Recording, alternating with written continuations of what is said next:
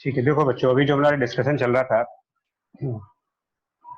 तो मैंने कहा कि जो कोप्लेनर वर्ड है, कोप्लेनर वर्ड का एक्चुअल मीनिंग तभी आएगा जब आपके पास कम से कम 3 वेक्टर हो।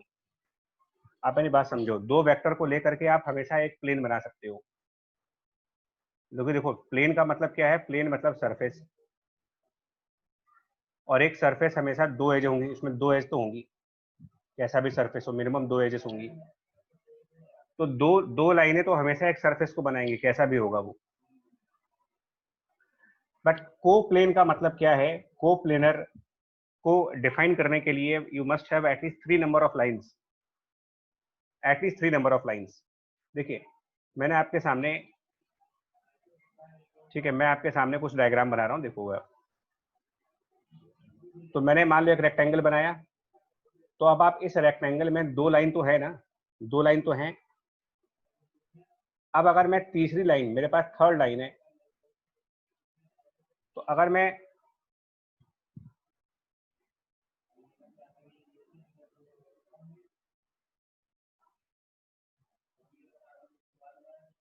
देखिए, मैं कह रहा हूं कि मैं अगर मान लो यहां पर एक वेक्टर बना दूं, ठीक है, जिसको आप जो मर्जी नाम देना चाहो दे दो, जो मर्जी नाम देना चाहो, इसको आप ए नाम दे दो, और आप दूसरा कहोगे मेरा बी वेक्टर कहीं और है, उस रेक्टेंगल पे नहीं है, कहीं और है, तो भी ए और बी कोप्लेनर हैं। ठीक है, then also they are coplanar. अब आप कहोगे यार ये कैसे कोप्लेनर हो गए? तो मैं क्या कह रहा हूं कि ये कोप्लेनर क्यों है? देखो, अरे भाई, आप दूसरा सरफेस बना लो ना। आप क्या करो, आप एक दूसरा सरफेस बना लो। कैसे?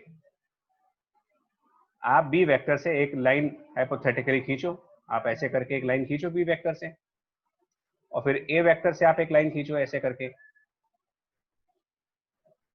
तो एक नया सरफेस तैयार हो गया, एक नई सरफेस आ जाएगी, एक नया प्लेन हो जाएगा, a new plain.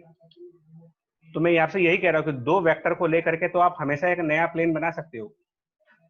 You can always draw a new plain with two lines,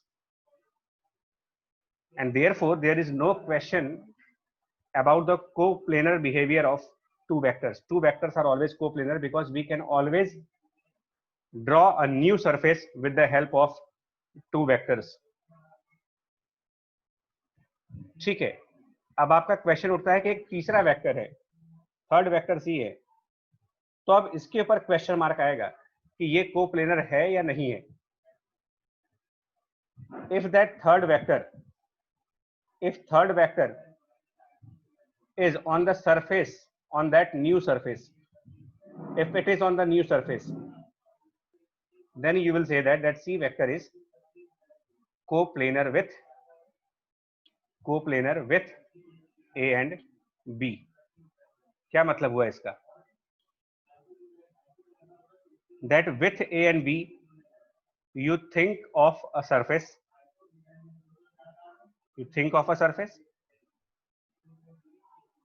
and C vector is coplanar. That means it means is on same surface, is on the same surface. So this is called as C vector is coplanar. Let's say we have another vector, we have some D vector. D vector is in this rectangle, D vector is in the rectangular plane. Now can you say that D vector is in the plane of A and B? Can we say that D vector is coplanar with A and B? Is it right or wrong? D vector is coplanar with A and B. Is it right or wrong? Is it on that surface which is constructed by A and B? Which is the surface constructed by A and B? So A and B, this is the surface, ये वो surface है, ये वाली surface. तो क्या D vector इस surface के ऊपर है?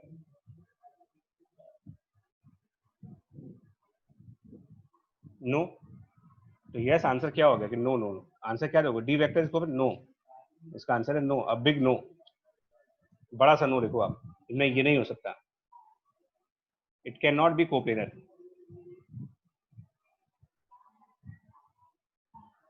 समझ में आपको बात, ये कोप्लेनर नहीं है, right. So coplanar will always begin with 3 number of vectors. It will never begin with 2 number of vectors. There is no sense of asking. There is no meaning. There is no sense of asking whether A and B are coplanar or not, because 2 lines are always coplanar. A plane is defined by 2 lines. Now, if the third line is drawn on the same surface, then it is coplanar. Otherwise, it is non-coplanar. Keep this concept in your mind. Kavya, we can always draw a surface, but you can never draw a plane surface. Plane मतलब rectangle. Can you draw a plane surface? Now, अब मैं आपसे question पूछूंगा, ठीक है? Can, मैं आपसे फिर से क्वेश्चन पूछूंगा, ध्यान देना। Can you draw a plane surface with 3 dimension? Can you draw a plane surface with in 3 dimension? आप देखो इसका आंसर बताओ, अभी आपको समझ में आ जाएगा। Can you draw a 3?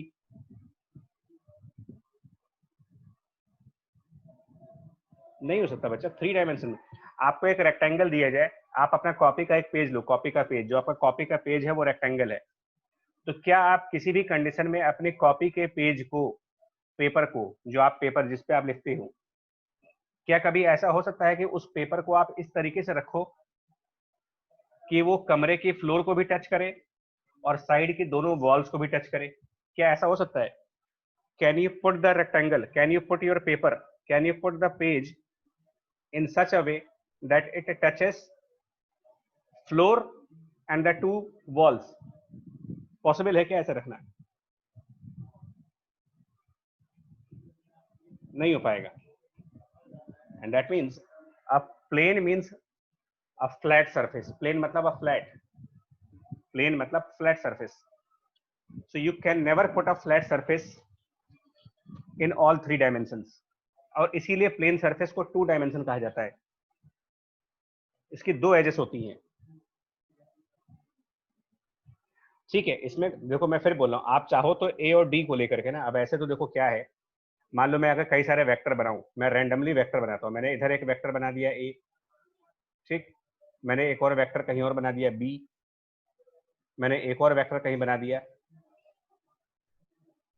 सी, बना दो आप, ऐसे जितने मर्जी चाहो उतने मर्जी बना सकते हो। ए बना दो, बी बना दो, सी बना दो।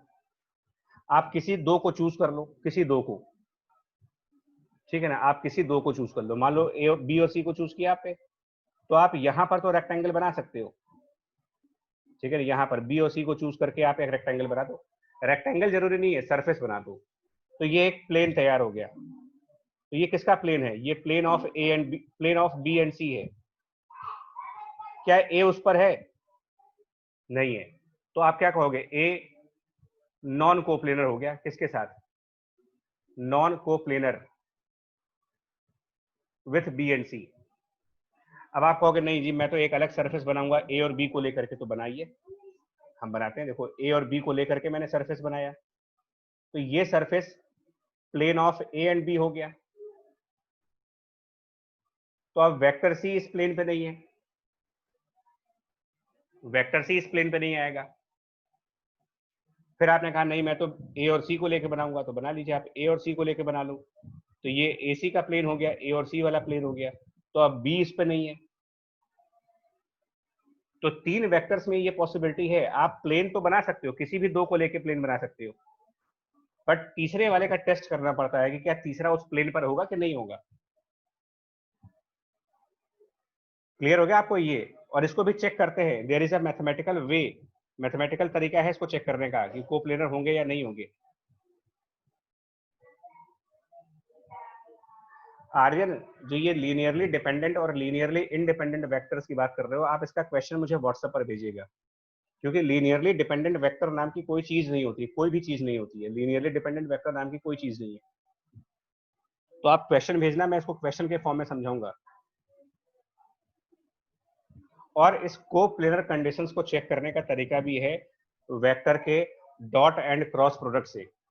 तो अभी हम लोग डॉट एंड क्रॉस प्रोडक्ट पढ़े नहीं है, तो जब वो पढ़ लेंगे तो हम लोग ये भी पता लगा सकते हैं कि वेक्टर कोप्लेनर है या नहीं है।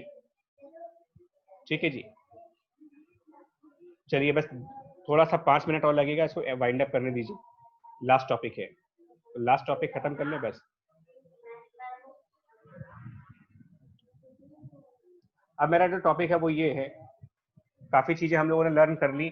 नाउ मेरा टॉपिक है finding unit vector for a given vector. ये एग्जाम्पल के बाद ही समझ में आएगा, एग्जाम्पल के बाद समझ में आएगा। Finding vector for a given vector क्या है, एग्जाम्पल देखिएगा। एग्जाम्पल देखिएगा, सपोज आपसे कहा जाए कि जो ए वेक्टर है वो हमारे पास कुछ है 3i कैप और 4j कैप। पहले तो आप ये याद करो कि यूनिट वेक्टर क्या होते हैं। They are the direction indicators. Unit vectors are direction indicators. लेकिन हमने 3 ही इंडिकेटर तो बनाए थे।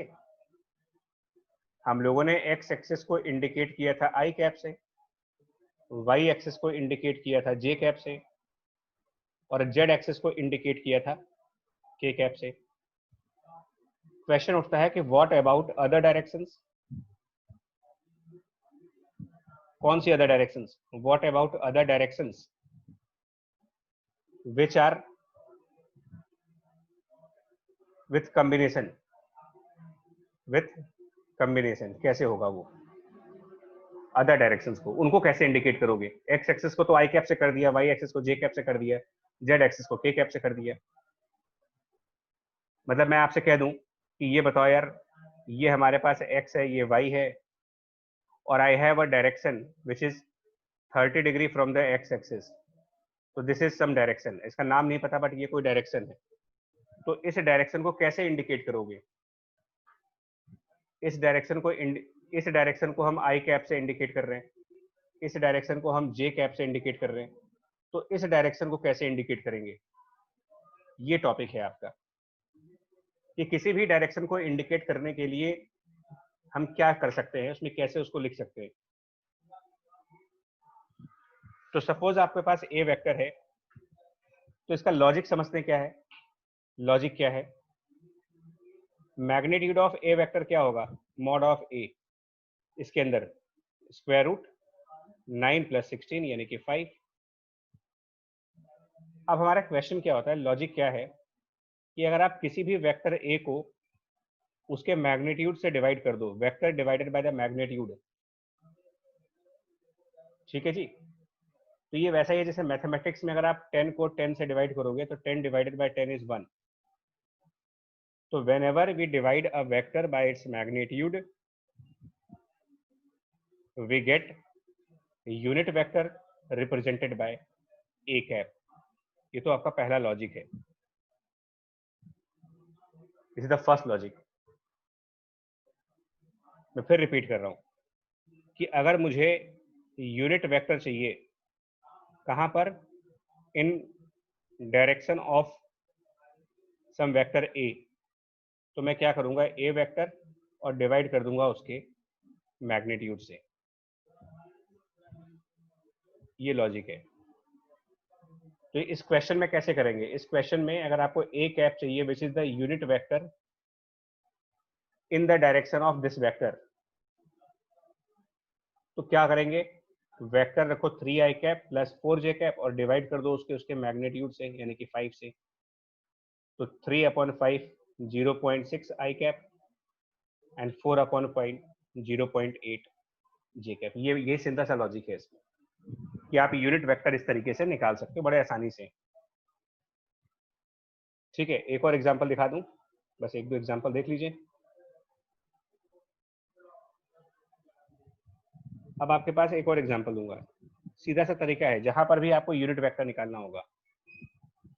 ठीक है, क्वेश्चंस आपको इसके भी मिलेंगे और इजी क्वेश्चंस होते हैं, तो मार्क्स लूज करने का कोई मतलब नहीं है। और मार्क से भी ज्यादा इंपॉर्टेंट आपका कंसेप्ट है। तो देखिए, अगर मान लो ये कहा जाए कि A vector is 2i cap plus 4j cap और B vector equals to 3i cap plus 5j cap. अब मेरे कुछ क्वेश्चंस हैं। फाइंड यूनिट वेक्टर कहाँ पे? तो यूनिट वेक्टर हमेशा किसी डायरेक्शन का होता है। यूनिट वेक्टर बिना डायरेक्शन के होगा ही नहीं, क्योंकि उसका पर्पज ही, यूनिट वेक्टर का पर्पज ही डायरेक्शन इंडिकेट करने का होता है। तो अगर मैं बोलूं कि फाइंड यूनिट वेक्टर, तो ये एक नॉनसेंस हो गई, मीनिंगलेस बात हुई। तो आपको बताना पड़ेगा find unit vector in which direction. तो वो क्वेश्चंस में दिया जाता है, find the unit vector in, let's say, direction of A. Suppose that we ask for direction of a plus 2 times of b, इस तरीके से। तो अब कैसे करोगे? देखो, अगर आपको ये चाहिए ना कि यूनिट वेक्टर जिस भी डायरेक्शन में चाहिए, आपको पहले क्वेश्चन में फर्स्ट पार्ट में कहाँ चाहिए? तो फर्स्ट पार्ट में आपको यूनिट वेक्टर चाहिए इन द डायरेक्शन ऑफ ए।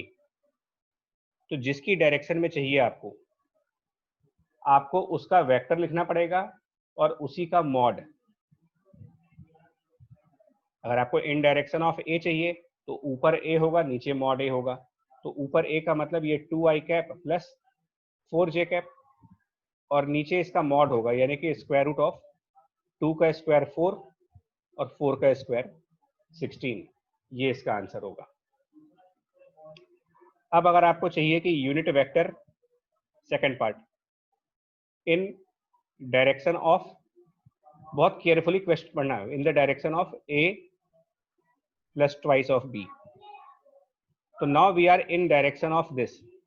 तो पहले आप जो चाहिए, अब आपको क्या करना पड़ेगा, यहाँ a प्लस 2b और उसी के मॉडुलस से डिवाइड करेंगे, यानी modulus of a plus 2b करेंगे। यहाँ पर modulus of a plus 2b। अब ये कैसे होगा? देखो कैसे होगा, इसको कैसे करोगे? तो देखो बताते हैं आपको। पहले क्या करोगे? पहले ऊपर a प्लस 2b लाओ। अब a प्लस 2b कैसे लाओगे?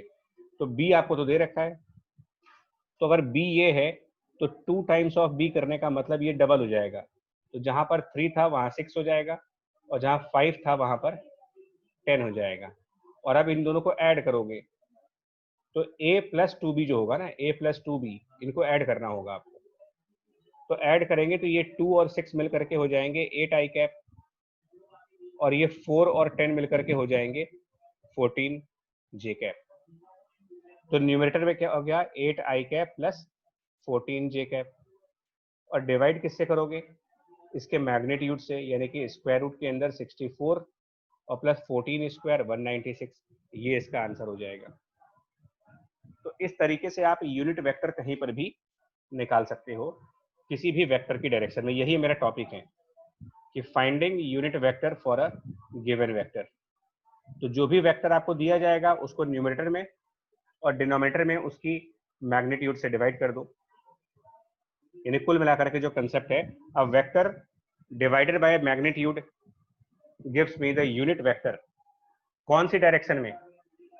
तो जो वेक्टर आपने न्यूमरेटर में रखा है, जो वेक्टर आपका न्यूमरेटर में है, आपको इसी की डायरेक्शन का यूनिट वेक्टर मिलेगा।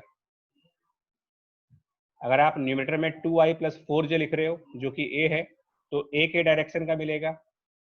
अगर आप न्यूमरेटर में 8i प्लस 14j कर रहे हो तो आपको इसकी डायरेक्शन का यूनिट वेक्टर मिलेगा, because unit vectors are always in a direction, they are always along specified directions. In directions का मिलेगा आपको। इस तरीके से हम यूनिट वेक्टर्स फाइंड आउट करते हैं किसी भी एग्जांपल में।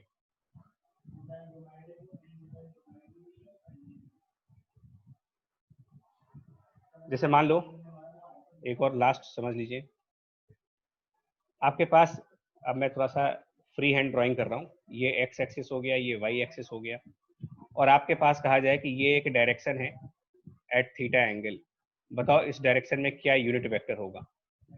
आपको यहाँ यूनिट वेक्टर पूछा गया है कि यूनिट वेक्टर की क्या वैल्यू होगी। बहुत केयरफुली बचा है ना, मुझे पता है टाइम ज्यादा हो गया है, बट फिर भी इंपॉर्टेंट है यार। ये आई कैप और ये जे कैप, तो कैसे निकालेंगे। यूनिट वेक्टर का नाम से ही क्लियर है, unit, unit stand for one. Now be careful, unit मतलब वन। तो आप क्या करो, आप एक लाइन बनाओ यहाँ पर, है ना, आप यहाँ पर एक लाइन बनाओ। कितनी, उसकी लेंथ कितनी रखो, वन। और अब आप कंपोनेंट वाला लॉजिक लगाओ, कंपोनेंट वाला, कि यहां से एक एक्सिस पे परपेंडिकुलर डाल दो, ठीक। और अब आप ट्रिग्नोमेट्रिक रेशियो से, ट्रिग्नोमेट्रिक रेशियो से ये वाली लेंथ निकालो और ये वाली लेंथ निकालो, क्या होगी बाय ट्रिग्नोमेट्रिक रेशियो। ये आपको हाइपोटेन्यूज इसका 1 है, ये थीटा है। तो ट्रिग्नोमेट्रिक रेशियो से, जिन पे मैंने क्वेश्चन मार्क बना रखा है, क्वेश्चन मार्क्स, ये लेंथ निकाल सकते हो। और अगर आप ट्रिग्नोमेट्रिक रेशियो लगाते हो तो ये वाला क्वेश्चन मार्क वर्टिकल वाला, ये 1 इंटू साइन थीटा हो जाएगा ट्रिग्नोमेट्री से, और ये वाला question mark 1 into cos theta हो जाएगा ट्रिग्नोमेट्री से। अब जो 1 कॉस थीटा है, यानी जिसको आप सिर्फ कॉस थीटा कह सकते हो, ये एक्स एक्सिस के ऊपर है, तो इसके साथ आई कैप प्लस 1 साइन थीटा, यानी कि साइन थीटा है तो उसके साथ जे कैप। और यही आपका आंसर हो गया, यही इसका आंसर हो गया कि यूनिट वेक्टर जो होगा वो कॉस थीटा आई कैप प्लस साइन थीटा जे कैप होगा। अब इसको एक नंबर्स के फॉर्म में देख लो, थीटा से समझ में नहीं आता कभी कभी। मान लो मैं आपसे कहूं कि यहाँ पर एक डायरेक्शन है और ये एंगल 60 डिग्री है, तो बताओ यहाँ पर यूनिट वेक्टर क्या होगा, है ना, यहाँ पर यूनिट वेक्टर क्या लिखेंगे।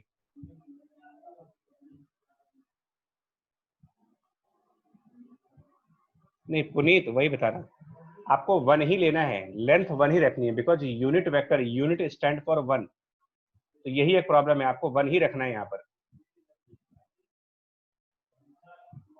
ठीक है। तो आप फिर करोगे, आप फिर से एक वेक्टर बना लो, एक वेक्टर बनाओ, बट सिर्फ इतना ध्यान रखना कि ये वेक्टर की जो लेंथ होगी वो 1 है, इसकी लेंथ 1 है। और आगे का प्रोसेस वही कंपोनेंट वाला, आगे का प्रोसेस कंपोनेंट वाला, टिप पॉइंट से परपेंडिकुलर, और एक ये लेंथ हो गई। तो अब आप ये वाली साइड फाइंड करोगे, ये वाली साइड फाइंड करोगे, ट्रिग्नोमेट्रिक रेशियो लगाना पड़ेगा।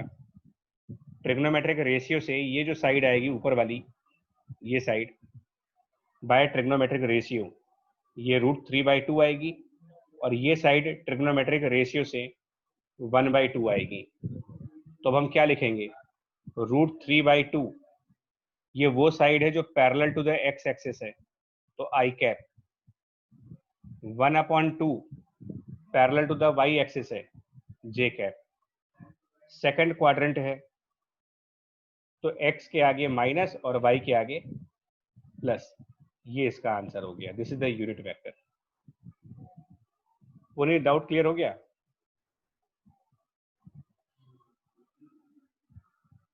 अदिति शाबाश बच्चे हैं, बिल्कुल ये ध्यान रखना, यूनिट वेक्टर निकालना बिल्कुल वैसा ही है जैसा कि कंपोनेंट्स का है, बट आपको इसमें वेक्टर की लेंथ को 1 रखना है और कुछ नहीं करना। आपको जिस डायरेक्शन का यूनिट वेक्टर चाहिए, आप उस डायरेक्शन में एक एरो बनाओगे जिसकी लेंथ 1 होगी, फिर कंपोनेंट वाला लॉजिक लगाएंगे, और उसके बाद इसको हम आई और जे के फॉर्म में लिख सकते हैं। तो यूनिट वेक्टर निकालना सीख गए हम लोग। अब हमारे पास चैप्टर में सिर्फ 2 चीजें रह गई हैं, dot product and cross product. और मेरे ख्याल से आप सभी लोगों ने उस क्लास को अटेंड किया था, dot product and cross product को आप लोगों ने अटेंड किया था। अभी भी कोई है जिसका वो टॉपिक छूटा हुआ है?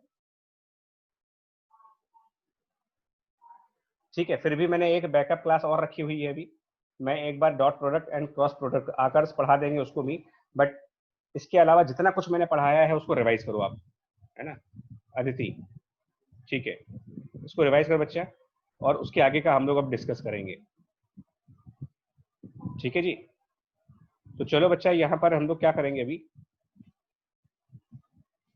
कौन है बच्चा इसमें कुछ और डाउट रह गया है, मेरे को डाउट क्लियर कर दे। ठीक है आकाश, चलो बच्चा वाइंड अप कर दे इस मीटिंग को यहीं पर, है ना। जो आप लोग भी रेस्ट करो, एंजॉय करो, बाकी हम लोग नेक्स्ट क्लास में करेंगे। ठीक है, ठीक है। कोई डाउट हो तो व्हाट्सएप नंबर पे कर सकते हो। ठीक है, नंबर सभी के पास है और वहाँ पे आप देख सकते हो। ठीक है, गुड नाइट बच्चे।